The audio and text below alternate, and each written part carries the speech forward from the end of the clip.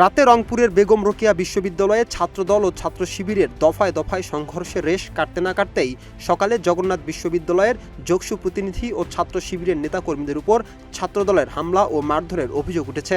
টানা এসব ঘটনাকে ঘিরে দেশের বিভিন্ন ক্যাম্পাসে উত্তেজনা ছড়িয়ে পড়েছে।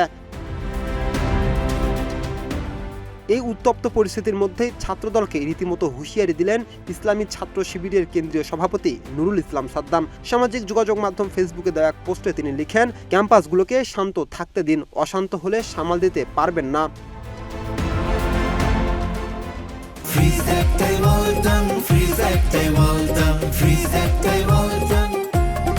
জগন্নাথ বিশ্ববিদ্যালয়ে ছাত্রদলের হামলায় যোগসু ভিপি জিএস সহ অন্তত ২০ জনের আহত হওয়ার খবর পাওয়া গেছে। এ ঘটনার পর ক্যাম্পাসে দুই পক্ষের মধ্যে তীব্র উত্তেজনা ছড়িয়ে পড়ে এবং ধাওয়া পাল্টা ধাওয়ার ঘটনা ঘটে। পরিস্থিতি নিয়ন্ত্রণে বিশ্ববিদ্যালয় প্রশাসন ও আইন শৃঙ্খলা বাহিনীর সদস্যরা ঘটনাস্থলে অবস্থান নেন। জগন্নাথ বিশ্ববিদ্যালয়ের উত্তেজনা রেশ ছড়িয়ে পড়েছে ঢাকা আলিয়া মাদ্রাসাতেও।